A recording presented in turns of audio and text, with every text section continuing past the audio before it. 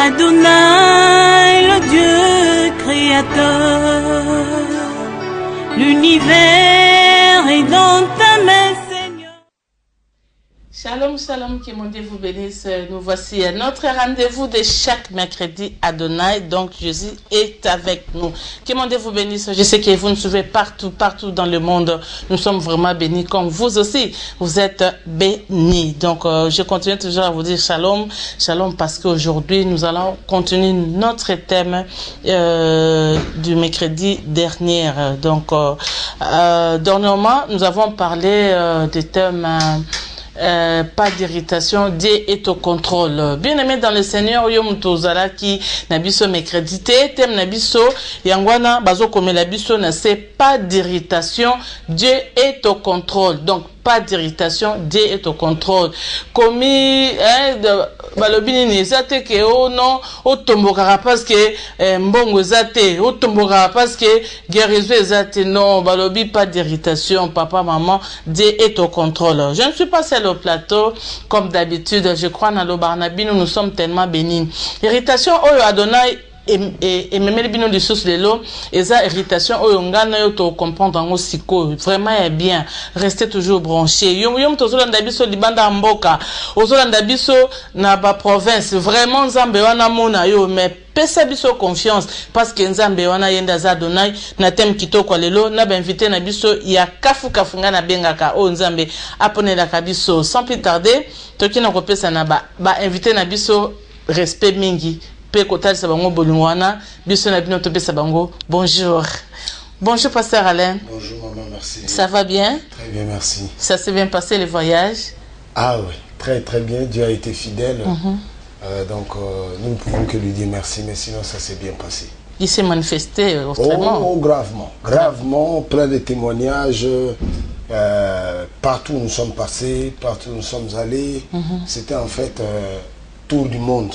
Mais Dieu s'est manifesté de manière extraordinaire au point que va suggérer que place parce que moi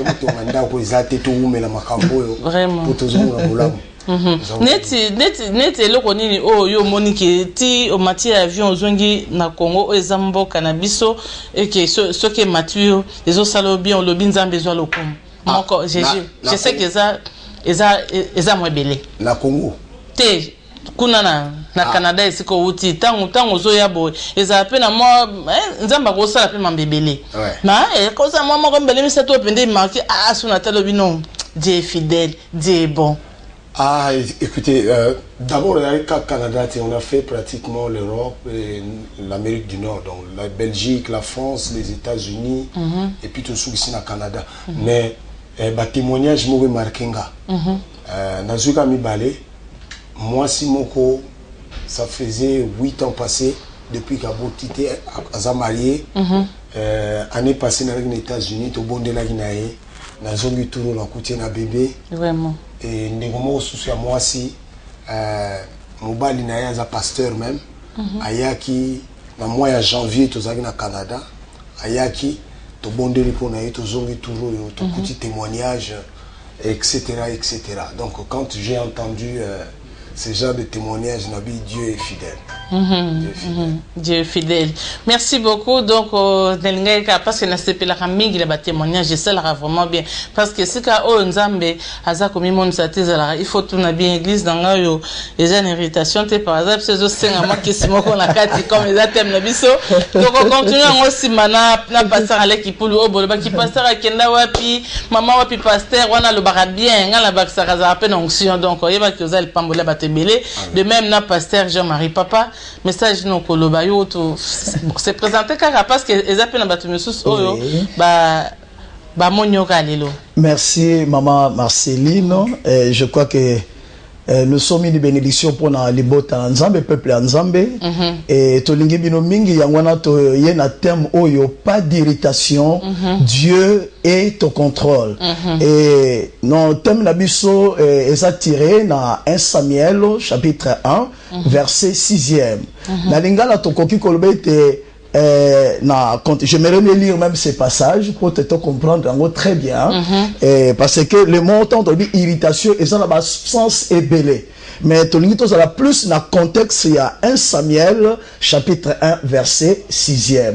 Alors dans français Balobi Boye, et je lis que sa rivale lui prodiguait le mortification pour lui porter assiduité de ce que l'Éternel l'avait rendu stérile. La lingala tokoki kolbete mandanaye abandai kolobane maloba ya pasi pote etindikaye akoka koloba mabe pa ina Nzambe. Pamba te Nzambe a komisaki ye ekomba. Voilà. Alors, maloba pas pasteur Alain Kipolo, on a sepelé à combien pasteur Alain lettre K, parce que Nzamba Salama belé et pas Nabino parce qu'il faut vraiment notre bénédiction. Merci. Quand je dis notre, c'est-à-dire nous les enfants de Dieu et nous Congo Web. Papa Alain, pour nayo irritation ezanini parce que je crois aux ala qui n'a bu sauté mais du moins ils atteignent oh yango tozo manula semaine oyo kuna na restaurant. Oui d'ailleurs bandeko nyonso bazomo na té vraiment na ko garantir bino que bozo raté déjà mais tous en attend lobby ko te rattraper vendredi ko te rattraper et puis samedi na tongo na complexe monanté ba et pas tout ça tout le jour tout le matin 5h30 17h30. Mais tu peux savoir un goût quand même non irritation pas d'irritation Dieu te contrôle et comme une soupe parce que le baka pondé dans la irrité pasteur alors ceux qui po est irrité ceux qui irritation po est salami musu so mona ke luka ma tiki nyonso akotia pondoe ngayo komela mayo irritation po rien que ya po et ko tia mubulu makasi. Alors, mais maman moko boya sala bilanga zo comprendre irritation te pasteur na contexte ya texte tozotanga bible lobi boye ana aza mwasi alaki na libala bombanda tellement que tango eleki mulayi azobota te mais mbanda na azobota na facilité nyonso asoué à volonté so alingo zo azemi azuzemi siko mbando yo akomi ko tchola ye mbando akomi ko finga ye objectif mbando azo poursuivre mokanda ya Nzambe lobi na makambo azo sala eza été a provoquer ana a provoquer ye na kosirité wana lakisi ko tomboka a tomboke la Nzambe ko asilike la Nzambe a finga Nzambe a s'agiter a koma agiter a zanga kimia parce que na nzela na kozanga kimia torture wana ko tindika ye a tomboke la Nzambe nde yango tolobi irritation ko tomboke la Nzambe ko silike la Nzambe parce que jusque là et loko yo il fallait ozoa te mais bato ba yebi Nzambe te bazozwa ngona pété et loko esengela ki na yo zwa yo muto yebi Nzambe yo muto mikaba pa na Nzambe yo muto futa ka dimi yo muto sala ka bolamu nyonso okenda kotala ba orphelin ba veuve osala même na yebité. Alors le fait que ndeko mususu o ayebi Nzambe te vraiment azozwa ngona pété nyonso comme le rona na psaume 37 lobi lorsque le méchant prospère ne t'irrite point. Au monde ba méchant ba na capacité moko ko prospérer facilement parce que na bango tout est permis baza na limite te bako sala nyonso ako yiba ko kosa ko zwa kisi ako mela makila ako boma mutu ako kenela na cimetière ako sala nyonso mais yo ozo sambela Nzambe siko lokola impression za na ngweza ke ozo vivre na contradiction. Comment est-ce que ngana za na Nzambe? Comment est-ce que ngana yebi Nzambe? Ngana banga Nzambe. Comment est-ce que na banga Nzambe? Obike ko peso kanda. Et ko peso kanda otali makambo ezo sala me pa ba yebi Nzambe te. Otomboki. Vraiment. Otomboki, okotomboka yango to yebisi bato Nzambe ayebisi biso. To yebisa libota na ye. Kotomboka te. Yenda zana contrôle. Kotomboka te Nzamba zana contrôle. Mais contrôle on la pasteur aller ata moko muta sali 10 ans azela ramwana. Muta sali 15 ans a prier pour Nzamba pese mwana. Bon, to sala boy. Muto mosusu asambelara azo sambela pona bato. Mutu wana ki aboti. Très bien. Azo sambela pona musala bato bazu musala. Mais ye moko na ndaku na ye azo koka kobotisa mwasi te to pe mwasi pe azokoka kokumba zemite alobi seigneur bana ngoyo pesa ngai yango nde bango bazwa ou bien zanini muto na pe asirité te papa asirité te message est valable pour na batuno sona sepeli kamolobi to soit exemple mo muke un jour pasteur nanga betili solo alobi ba pasteur bazoya epa na ye po abondela bana pa na bango pasteur a deboye ya Redeemed Christian Church of God abi akubondela pa na ndeko akokende ministère efungwami ndeko akokende azosala bikamwa ndeko akokende musala ezo ya munene otali parking eleki nombre batu bazana kati ya ndaka nzana plein mais pas na ye moko eloko ezosala mate alobi abundi abondeli nzambe nzambe azosalela eloko te mais ti mokolo mosusu alobi nzambe ayebisi ye loba kaka nzambe kaniselanga asalaka priere wana tiki lelo nazoyebisa yo nayebi te na mondo soki eza na pasteur moko aza lokola ye. Ça je te dis. Na monde, j'insiste. Non, pas le bar nzambe kaniselanga. Mais mais lelo, ce n'est pas parce que tendance yaka, ya muto lobi na mutu ka gérer loko wana. Parce que muto msa lobi na fa na ngabo nzoka ebite ke na muto mape. Teme za ba chambre belé papa. Na kati linge bima on dirait a makambo ngona ko bwa kisango ba kino ba koloba ndengo wana. Ah makambo ba pasteur ba fo makambo mama. Tout le baboui. Pour Botaban à 5, le rôle à Pénina. Vous voyez combien d'années? C'est plusieurs années. Et qu'on soit sauvé de car il y a 2 ans, ça fait 10 ans. Donc 10 ans, il y a mortification à Anne. Tout soit 10 ans. 10 ans au Bali, mon Bali a payé double portion, il y a bilo qu'on ça pèse à Rambanda. So a sommé le benve moko, a sommé le mibale. A sommé le pan moko, a sommé le mibale. Mais yo botarate. 10 ans. 10 ans.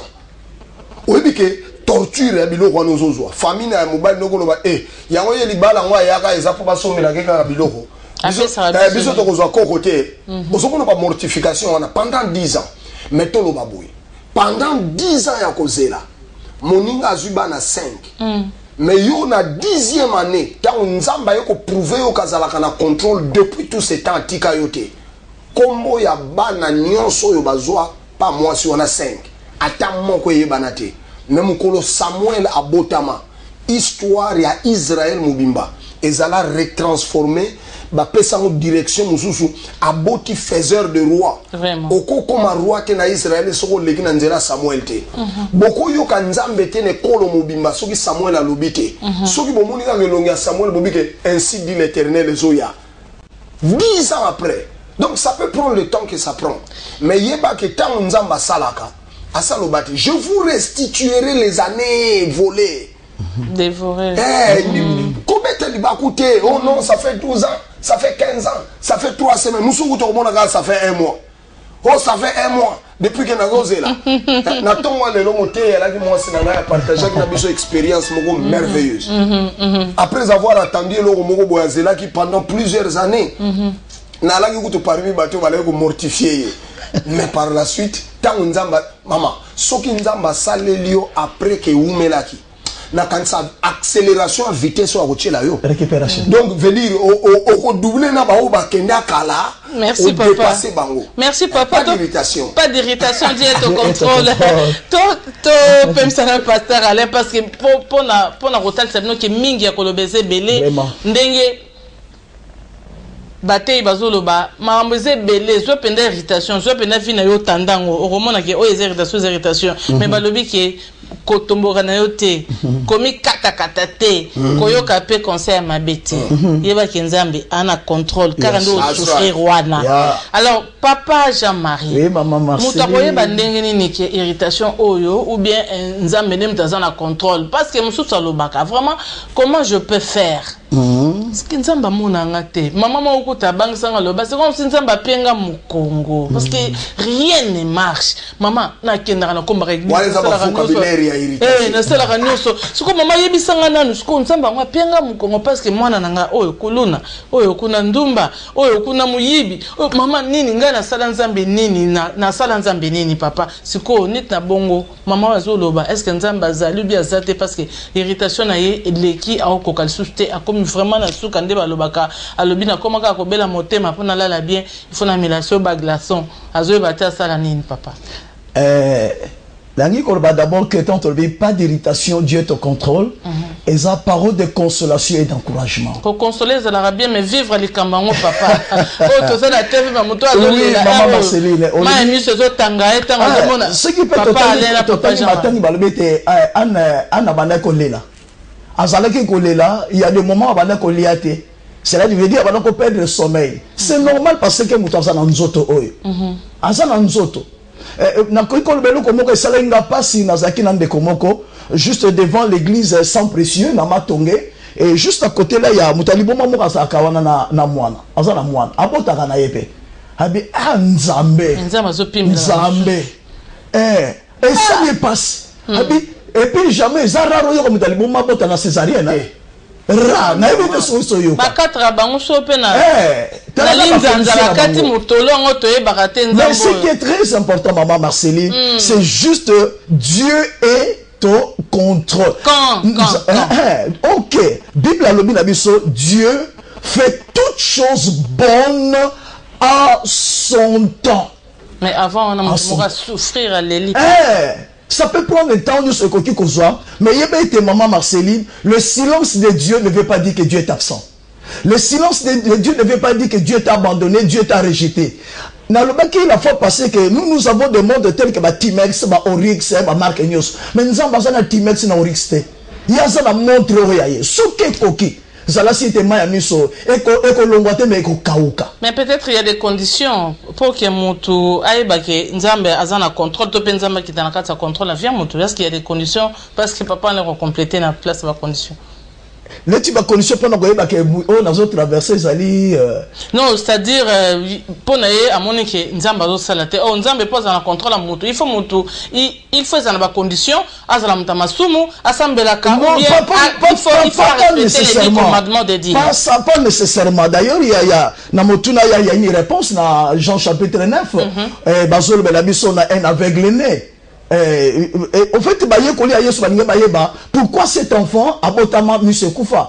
Est-ce que Eza lui soumou ya motoyango? Eza lui soumou ya baboti na ye? Tout le monde va encore aider biso. Ça, j'aime cette question. Le Seigneur t'a azuma le cet enfant n'a pas péché. Ses parents n'ont pas péché. Et je dirais même que ses arrière-parents n'ont pas péché. Mais cette situation n'a permis de pour la gloire n'angaï. Et c'est comme ça même de Monica il y a Anne. Mais ce qui tombe dans le moulaï, ça nous montre à ce passé dans le moment il y a Ndengwana, local Anne, il faut à s'examiner. Il doit rentrer en lui-même pourquoi cette irritation. Pourquoi est-ce que j'ai péché? S'il y a un problème du péché, tu règles le problème du péché. Parce que le péché, la Bible dit que non, la main de l'Éternel n'est pas trop courte dans Ésaïe chapitre 59. J'aime comment ça commence. Non, la main de l'Éternel n'est pas trop courte. Non, l'oreille de Dieu n'est pas trop dure, mais ce sont nos péchés. Les sous-mots et coquilles kokangayo pour te omona le mot ya nzambete. Donc, il y a un problème que nous faut à s'examiner. Mais lorsque nous s'examiner, je suis en règle avec Dieu. Je marche dans la sanctification. Je crains Dieu. Et que les choses ne marchent pas. Quel que soit le problème, quel que soit le temps, je dirais Seigneur merci. Même en pleurant. Attaquez la rôle là, la rôle banzabé merci. Merci monsieur Bimara, mais la thème mutazo sérité. Papa n'a pas sur malo papa là. Les Cambodgiens on a le. Omoni eloko ba chrétien les lomingi toujours souffrir. Et ça les gens sont naïfs. Les gens sont complètement ignorants des voies de Dieu. Les gens ne donnent pas beaucoup enfin, bami investisseur à mini na ko sonde ba voie ya Nzambe te. Hein? Batu bazana likolo kaka. Oebike mutuloko la Anne. Il serait de notre époque pendant ce temps-là. À croire que il faut que le ministère de délivrance ba pigolangai ba buka ba koisa ba déraciner ba tindango moto il faut là mais il y a une Bible le dit clairement que c'est Dieu qui l'a rendu stérile. Ce qui nous a rendu stérile et ça na onction moko te ko sauver et bana répéter pasteur voilà c'est que muta ko yeba ndenge nini que nazana kati ya liste nazana kati ya schéma oyo que Nzambe nde aza ko sala likambo ezo sala maza auteur compositeur il y a contradiction pour que ce que nanga bien oye ba ndengeni na pese exemple mo banal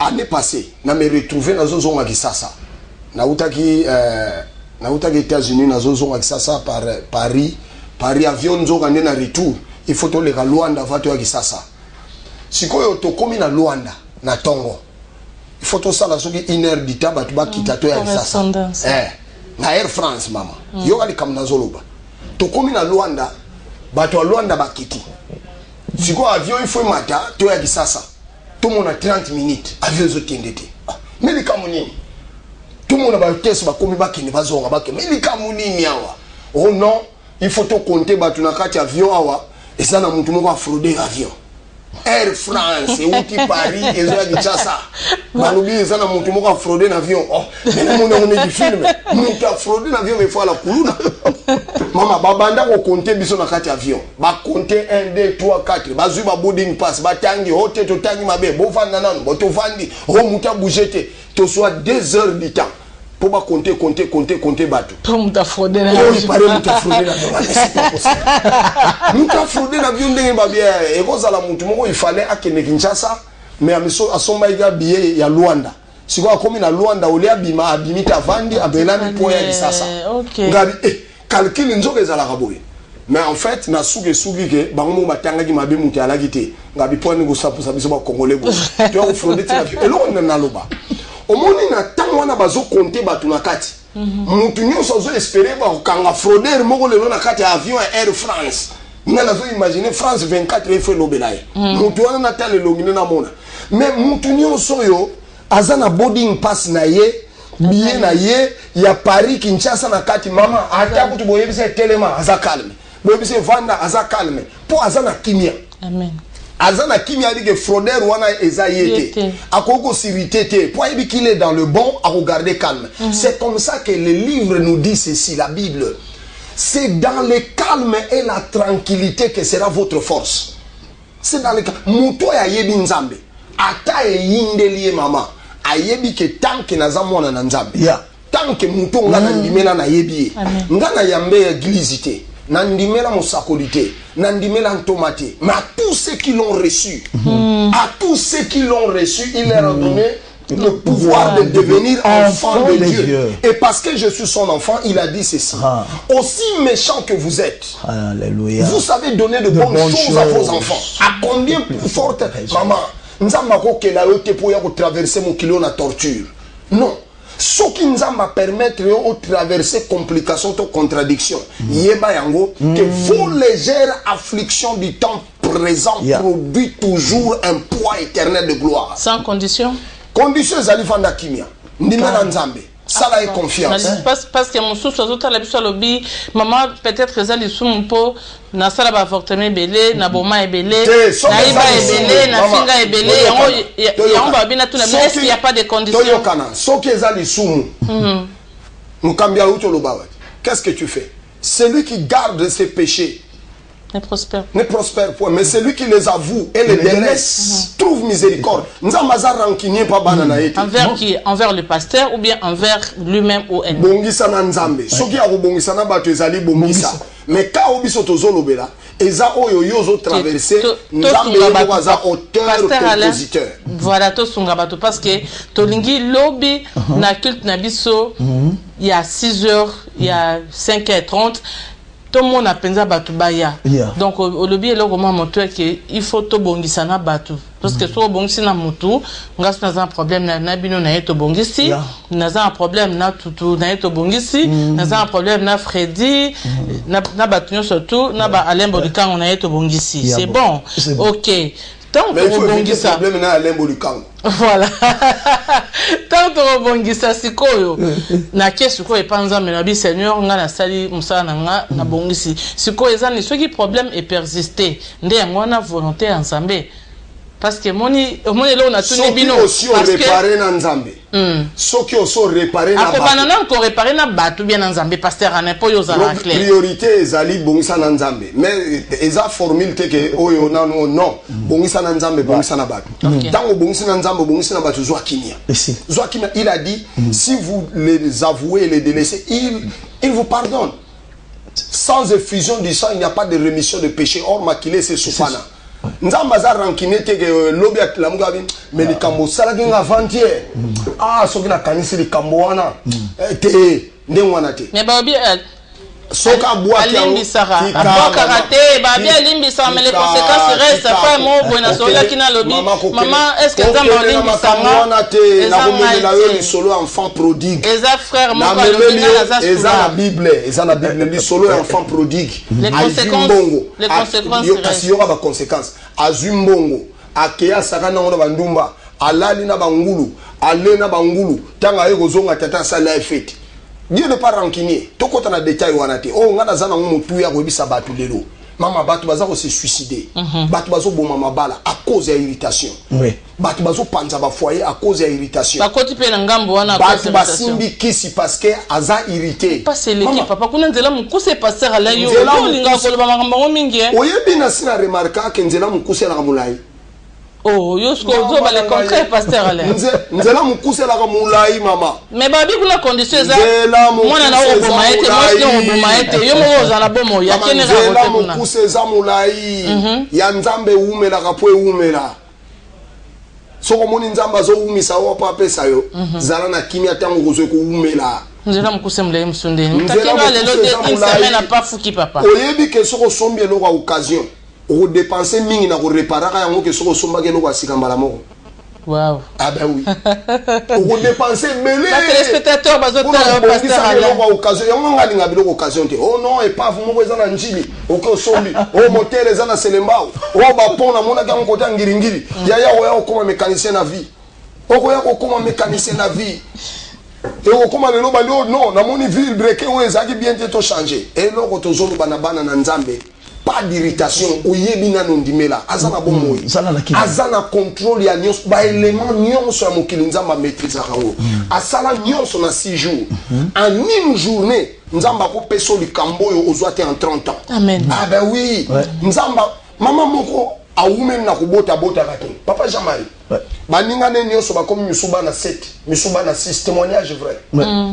Misuba na yo za déjà na retard ya bana 7 yebisanga ko rattraper batandingo wana ndenge vous rattrapez bandé moninga na obokola na yako mina bana 9 vraiment yo zana no zo lukata zemi ya 1 mois moi sina bete tata solo ke na lutu na zo mona te mikolo bana 7 vous rattraper ne metango nzamba banda mama wana azwa zemi ya liboso bana misato. Amen. Azwa zemi ya mibale bana misato azwa zemi ya misato bana misato troisième zemi mobali tanga tuni na musika turu aboti bana komema be papa kaka ndenga mesana misato mobali akanga biloko akiminda Ayebi akomolekisa pona ni ba charge boy siko namba o babota ki 6 na ya yeko bota 3 fois bana 9 nana leki nani ayebi ko sala ko leka nzambe to sala nzambe confiance aza mutute ceux qui se confient à l'Éternel my God ils ne seront jamais confiants to sala nzambe confiance à moins ko yebisanga ko ndimela pasteur à moins ko convaincre nga ko ndimela église mais so ko ndimela nzamba lola my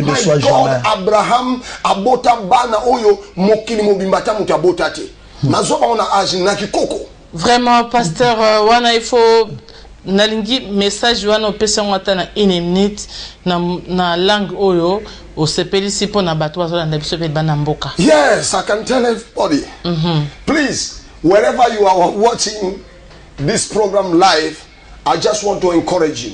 Fret not thyself. Let not your heart be troubled.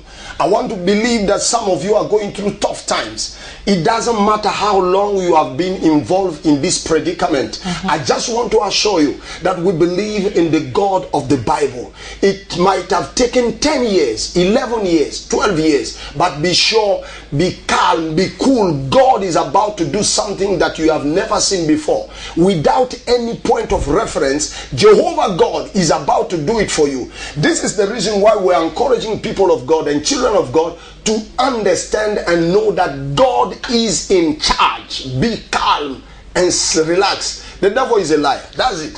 You understand, donc là c'était le pasteur Alain, hein? Donc on zamba pambola. Merci. Amen. Tu as complété. And God bless you. Thank you. Merci beaucoup, papa. Merci. Nazongelio, le temps papa peut parce que biso tout a besoin que sentinelle et téléma, sentinelle a la raté, sentinelle a on a pour na réveiller. Maintenant que nzamba tie le sentinelle na katsa motema qui to betal solo et thème oyo. Et ça déjà et banda qui lundi et resuka samedi. Donc to betana du solo ana après. Mais tout le banane papa, comment faire pour éviter l'irritation? on n'a pas le temps, papa. Pour éviter l'irritation, d'abord que l'irritation, c'est bien. Est-ce que c'est possible de éviter? Pour éviter, comment non faire. Parce que là, je voudrais dire quelque chose de très important, maman Marceline. Les petits sont ça la prière. Seigneur, fais-moi voir ta gloire. Seigneur, Seigneur, même au là, je veux voir ta gloire. En fait, lorsque Moutazo ça la prière, Seigneur, fais-moi voir ta gloire, il veut dire d'une manière implicite, Seigneur, permets les épreuves dans ma vie. Parce que c'est au travers les épreuves que tu commences à enquêter dans Nzambe. Mais enlève-moi cette coupe. Oh, est-ce que le roi Maman Nzambe, est-ce que le roi il a dit provocation, mortification. Donc ce que tu dis, tout le monde en Kembo Nzambe. Vous savez, dans Souka, dans votre histoire, il y a un décollage. Moi aussi, il fallait pas aller loin pour que rival n'aille Penina Kangamunoko. Nous sommes allés ah, donc na salaka erreur so na yeba kandengwa na fale na finga kayete. Donc il faut tout tikango eya pour te mon en Kembo. Ça c'est un de deux finga yo batonga yo sekayo amela milangi asopa bazeme azanga ezanga benga eza malamu eya mama amibimara bongo parce que aloba bien mama baloba mais ceux qui tangwa Nzambe koki ceux qui koki attend libanga la question. Amen. Donc je crois que dans cette question tu vois que soyez les bienvenus les mortifications. C'est pas facile, pasteur. Ce n'est pas facile, maman. Vous savez ce qu'on s'appelle la malaria, accepte la quinine, c'est amer mais accepte, ça va te guérir. Accepte même un bolo nango ozome la kaka, ozome la. Puis dans quoi ajouter le maman comme maman Marcel. Vous savez dans ma boîte en Nzambe biso, bana Nzambe, tout ça le cola instrument didactique. Cela veut dire ce qui nous a mal éclaté gloire nae. À quoi qui permettre l'homme la vie nanga. Amen. À permettre. Naza yaye, naza le mabele. À quoi qui conserve non ouais là. N'est là qui job. Donc mon kilier c'est chola baloba kazanga apesa kambonga pamba baloba. Mais ce qui yango tango koki Samuel komona. Mais Samuel soka bibi baloba kate malamoko peni ne moi kangi mondoko. Et c'est à ce moment-là où nguna la biso va changer discours. Merci. Va changer kaka discours tant ou peni na a fini biso pena pasi wana Samuel Abimé et discours à Penina échangé. Penina Azanani actuellement. Oh, merci beaucoup. Le temps papa a complété. Est-ce que Moutakori peut éviter l'irritation? Penina eza biloko nyonso oyo ewumeli na vie na yo olukango na ba jeune luzizi la mangengenge opesa badimo opesa Zamabe. Et ça malamu mama. Voilà. Mais si on luka yango olukango des années et zozo makakate. Et ça la kamuta bani komi tuna. Les soumoni nango na sala o. Nyongo yana nango na defa o. Vraiment. C'est donc penina et ça babiloko wala mutu atanga vous savez un frère atanga a zo diplôme a zo ba titre belé a banga kanzambe mais ce qui a côté ba demande sur 10 mon côté ici. Il y a la réponse que nous avons le regret d'être informés que il y a la regret. Mais na sala ni to zaki 10 9 paye ba subango mais ngai ba boyingai. Merci papa Jean-Marie. Penina Azanani comment on peut éviter? Oui parce que tu comment chiter pour ce programme il y a semaine autour on a les Penina a koki ko représenter voiture moko monene tellement na parking tant yo za makolo. Oza piéton. Motali V8 moko gaya ya tundra. Motali yango boye ezo sekayo. Et peut ça l'irritation. Provoquer yo. Et puis est-ce que yo yebi Nzambe yo talanga ya. Penina ekozala ndaka voisin na yo. Yo zo bricoler na moka chambre salon na yo mais voisin na yo azo cha ascenseur na ndako na yo. Ngoya o. Yo moko peno talo lobia maninga. Ndako wana ezotala yo na sezo provoquer yo ezo biso soko ye bakanzambe est-ce que ndako na yo linga kozala lokola oyo zanango Penina ekozala ministère florissant ya voisin na yo ministre de Dieu. Abandi, ça fait 6 mois, mais na 6 mois, bah exploit, zo sala na ministère, ils ont ridiculisé 20 ans ya carrière na yo so sala. Yo moko lobi, mais c'est pas possible. À peine ka uti ko banda, nzambe nga na sala yo nini. Ministère on est ko représente. Et cause la explosion na manifestation ya gloire, ya victoire, ya réussite, ya mutu mususu autour na yo. À cause la penina. Est-ce que yo so ka ba message belé au déjà menaçant ba ko tuna ba to so ko sala nzambe où sont les résultats? Oyo ka ba message na nzambe na yo. Oyo ka mama ezana ba message. Mama ezana ba message pena otali nde kwa zo tindika biloko kuna otali pe ba preuve tangible azo bimisa wana yo moko miyoki nkele. Obi en tout cas nga penza na limite ka kya ba nzelu na lola ba yebinga ba yebi atanga donc ko meka kutu ko mentionner ta comme nzambe te. C'était pareil avec Anne. Pendant 10 ans, à mortifié, torturé, menacé. Tentative, il y a côté suicidé, comme il y a là. Moi, c'est à Job, à Yeshua. Tant que il moi, c'est Job à Sirité. Il y a des fingers nzambe. Tant que son obi fingers nzambe, l'accès au fingers nzambe. Le qu'on so fingers nzambe par tes irritations, moi, c'est une histoire ne souk. Et souk la wana. Et continue à tête. Mais Job a l'obité, n'a qu'au finga été, n'a yébié, ni kamote. Mon sikoli n'a pas tana souka. Et à tika, nous sommes le soir, yaya. Nous sommes le soir. Attends, vous t'as l'habitude à ça, nous avons déjà que nous côté à souka, nous avons quoi côté à Kimela. Mais avant, l'on a terrain, beaucoup c'est là. Ton di melanzambe, ton di melanzambe, ba irritation et kouta, munganga na yo, à quoi mortifier. Rapport médical, et vous avez pénina.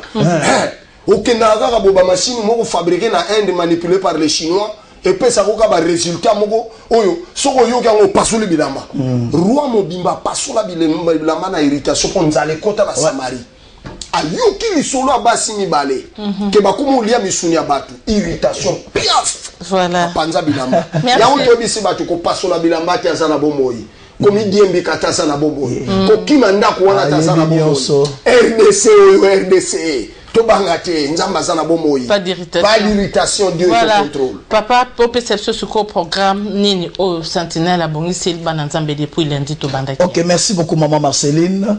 Tozo ko benga Bananzambe nyonso et quel que soit ici ka osambe laka to na boulevard en face ya PCR na complexe commercial Mwalanteba ex-Vitnet. Ex-Vitnet. Tozali wa to bandaki banda lundi le 3 juillet. Tokosu qui s'accueille samedi de 5h30 à 7h30 Yaka et tu ne seras pas déçu. Papa au bandeli programme puis au PC numéro de téléphone sera toujours important parce qu'il n'a pas déranger. Sentinelle soyez bénis ndeko yo mutolandi biso tonto encourager yaka tozo bondela tozo ebisaka batute ba sirité mais tozo zo pe tanto bondela lokola Anne tango a éviter irritation na place ya kotomboka a transformer en prière lokola umela ki na présence na nzambe di la Bible mokonza sala ebulamu biso petala tina to saleli hôtel oyo ya prière yaka to sangana ensemble to tombola mongongo pona libota na yo pona misala na yo pona ekolo RDC nzambe azo sala biso bolamu et to lingi yo poko ma témoignage oyo un jour to yebisa bandeko ndeko wana zalaka mortifié mais nzamba sala ebolamu boye témoignage na yo beta à travers les nations de la terre donc to so panda 5h30 to za jawana 7h30 il faut préciser excusez-moi pasteur Ezo Bandal et banda qui lundi le mercredi banda qui lundi mardi mercredi et Rosuka journée samedi donc jeudi vendredi samedi on a droit d'entrer maman Marcel. C'est un droit d'entrée. Au PC heure moko boye na numéro de téléphone parce que monsieur super bazokani. Très bien. Ba onyo so bako benga biso benga na 089 517 39 68. Voilà. 089 517 39 68. Merci. 089 517 39 68. 089 517 39 68. Nzambe apambola bino. Vraiment passer le mot de la fin. Nzamba pambola bino tozo zela bino tolingi bino mingi nzamba zana bomo ikomi diembi kate pesa nzambe chance mi pesa pe mo chance papa Jean-Marie oui monde de la fin na koki ko pesa bato nyoso balandi biso mokana na nzambe loite lorsqu'on tourne le regard vers lui on est rayonnant de joie et le visage ne se couvre point de honte. Face liboso na ba irritation nyonso ya ndenge soko kutanango longola miso ngambo na ngambo talelaka nzambe loka ma seigneur la ke Job alobi mon rédempteur célébrera le dernier. Il y a le bagarre. Le premier. Merci beaucoup. Voilà. Donc, Nzamba Zalokumu, on est là qui vraiment plaisir, parce que Adonai Azaranese, on a le bagage, je suis simple servante de Dieu, c'est-à-dire, moto atindanga komone Adonai. Donc, on a zana sena moyo kakapona ko to samaloba Adonai alobi. Donc, on a zala plaisir, il y a ko zo ba passer, net ba passer alain qui pour le haut, ba téléspectateur, ba lingi, c'est-à-dire, peuple de Dieu linga les sentinelles makas. Il faut comme ça message Joana, ba linga rabino mingi sunaza soko kimika kana so problème sérieux papa. Donc, merci. Papa Jean-Marie, merci. Merci. Rendez-vous à Moko et Bandaki mercredi. Mais balobi, mieux vaut la fin d'une chose que son commencement. Moto aloba malobana vraiment a raisonnera bien. C'est-à-dire, moto raté ko bate que sili. Et sili nangote metikangai na lobake. Tant na yo des ala qui a lobby jeudi, vendredi, na samedi, 3 jours. On est à 3 jours. Il y a témoignage makasi. Merci na bien Sobolandi biso. Libanda il y a Mboka Nzambe apambola bino merci. Na papa na biso Chabani record to lo bailo komoko. Papa ko lo bailo papa Chabani. Na maman Francine. Maman Francine apambola yo na libota na yo. Pour musala malamu pe musala kitoko zo sala. En dehors ya chaîne de télévision. Notre déjeuner M. Gilbert Bilad. Amen. Merci beaucoup. Merci vraiment. Nabinonion sur ma téléspectateur. Merci parce que tu comprends que Nzambe a commis qu'on soit place vraiment na katamité mayaba oyaye. Tika biso to ebselo romoko landa biso dans les sentinelles ozala desute. Kosérité na ote ozaba AVC besto mayo tale la Nzambe. Nzambe akopambola yo. La rediffusion de cette émission c'est chaque samedi à 15h. Merci bye. Aïe. L'univers